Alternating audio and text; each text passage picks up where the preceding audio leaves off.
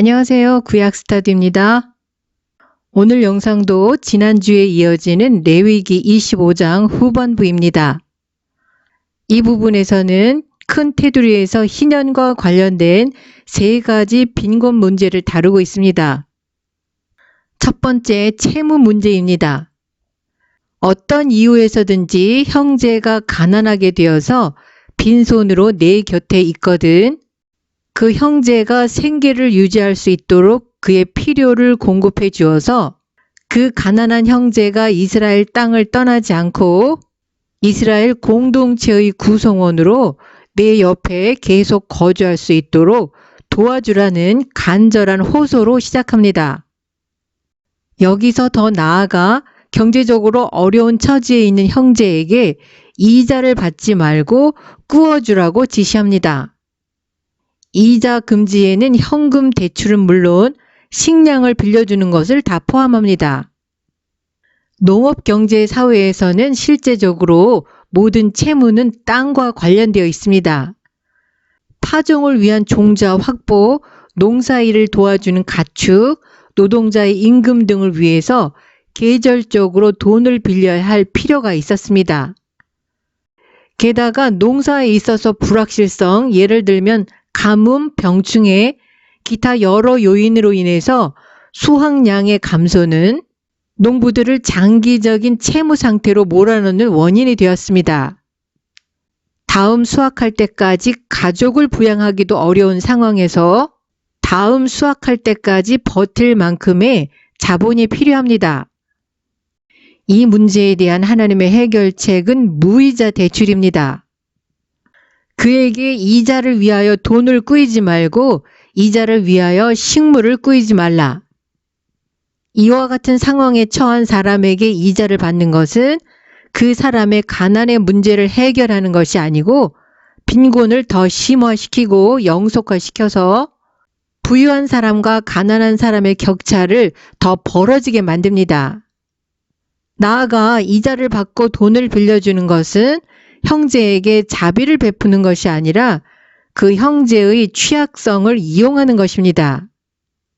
이와 같은 경우에 무이자 대출은 사업이 아니고 자선행위였습니다. 38절에서 왜 그렇게 해야 되는지 이유를 말씀하십니다.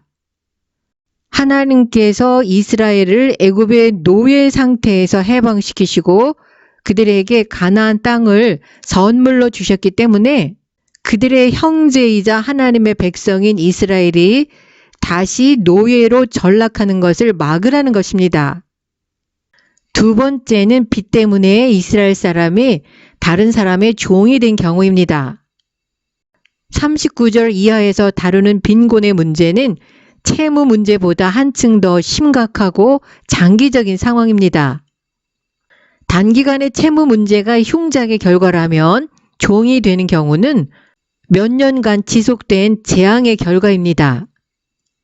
단기간의 채무 문제는 아직도 팔 수 있고 저당 잡힐 수 있는 땅을 소유한 사람인 반면에 39절 이하에서 다루는 빈곤은 기업으로 받은 땅마저 팔아버린 상태이기 때문에 채권자에게 자기의 몸을 팔아서 빚을 갚아야 하는 상황입니다. 이런 경우에 이스라엘 사람은 일종의 계약에 의한 노동자라고 할 수 있습니다. 39절에서 43절은 이스라엘 사람이 같은 이스라엘 사람에게 종으로 팔린 경우입니다.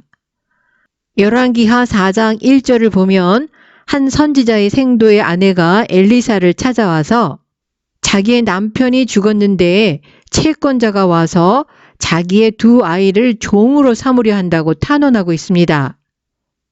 이 이야기는 엘리사가 기적을 베풀어서 기름을 팔아 빚을 갚고 그 여인과 두 자녀들이 생활할 수 있게 해주었던 에피소드 속에 등장합니다.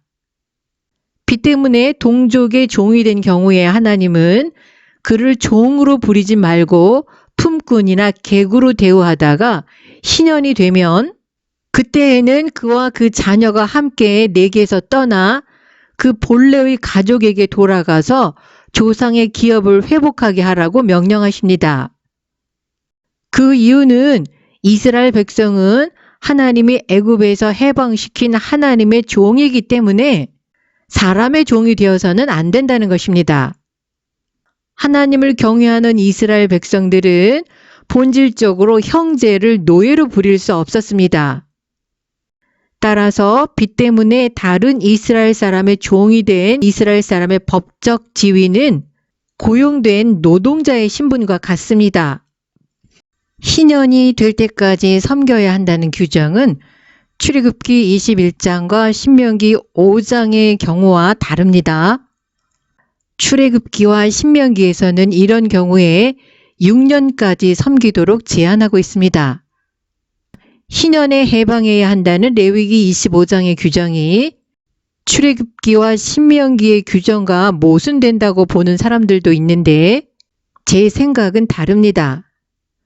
희년은 50년에 한 번이기 때문에 이스라엘 종의 해방은 출애굽기와 신명기 규정에 따라서 6년까지 섬기고 7년째에 해방되어야 하는데 만일 희년이 6년이 되기 전에 온다면 6년을 섬기지 못했을지라도 희년에는 무조건 자유를 주어야 합니다. 레위기 25장에 있는 희년이 다른 모든 법률보다 우선해서 완전한 자유가 선포되어야 합니다.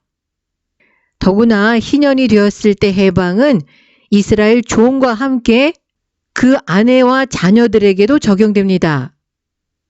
출애굽기 21장에서는 그 이스라엘 사람이 종으로 섬기던 기간 중에 주인이 아내를 주었다면 아내와 자녀들은 해방 대상에서 제외되었습니다. 그러나 레위기 25장의 종의 해방 규정은 모든 제한을 제거해서 희년이 되면 이스라엘 종은 물론 그의 아내와 자녀들도 제한 없이 함께 자유가 주어집니다. 다음으로 47절에서 55절은 이스라엘 사람이 이방인에게 팔려서 종이 된 경우를 언급합니다. 이스라엘 땅에 거류하는 이방인이 부유하게 되고 이스라엘 땅에 사는 이스라엘 사람이 가난하게 되는 경우를 가정한다는 점에서 흥미롭습니다. 이 경우에 하나님은 신속하게 종으로 팔린 형제를 속량하라고 명령하십니다. 가장 가까운 친척인 형제가 우선적으로 속량해야 합니다. 그 다음에는 삼촌, 사촌, 가까운 근족의 순서로 종으로 팔린 이스라엘 형제를 속량해야 할 의무를 지게 됩니다. 49절에서 근족으로 번역된 히브리어는 미슈파하인데 이 용어는 지파보다는 작지만 아비집보다는 큰 친족 단위를 가리킵니다. 아비집이 아버지를 중심으로 3, 4대가 모인 대가족이라면 미슈파하는 여러 개의 아비집이 모여서 구성된 친족입니다. 이러한 미슈파하가 여러 개 모여서 지파를 이루게 됩니다. 종으로 팔린 이스라엘 형제를 속량할 의무는 아비집보다는 큰 미슈파하 단위 친족까지 확대 적용된다는 것입니다. 여기서 속량의 의무를 지닌 친족을 가리켜서 히브리어로 고엘이라고 부릅니다. 히브리어 고엘은 구속하다, 속량하다, 친족으로 행동하다의 의미를 가진 동사 가알에서 유래한 명사입니다. 히브리어 고엘은 우리말 성경에서 기업 물을 자, 피해 보수자, 구속자, 친족 등의 의미로 번역되었습니다.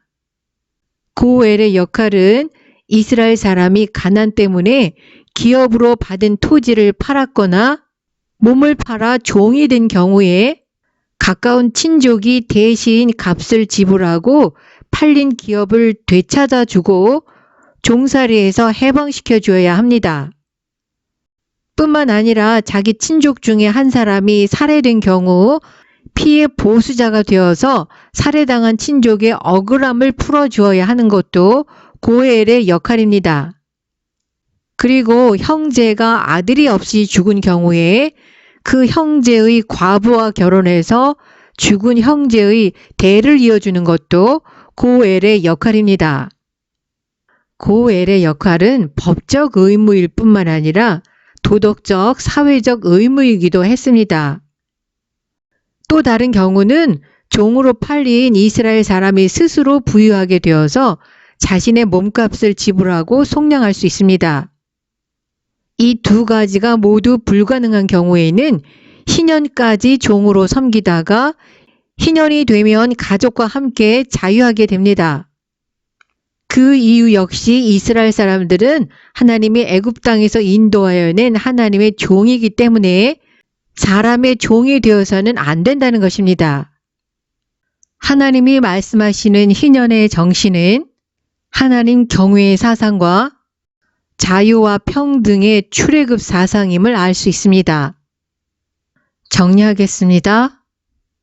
레위기 25장의 희년 제도는 원래의 주인에게 토지가 귀속되는 토지 상환 제도, 이스라엘 동포 노예 해방, 고엘 제도, 무이자 대출 등을 통해서 이스라엘 자손 모두가 약속의 땅에서 하나님의 자비를 경험하도록 하는 특별한 조치입니다.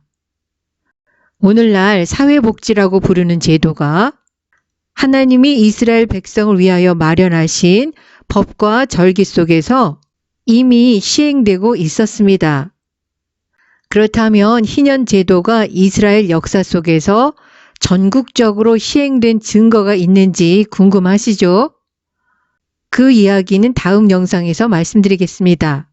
시청해 주셔서 감사합니다.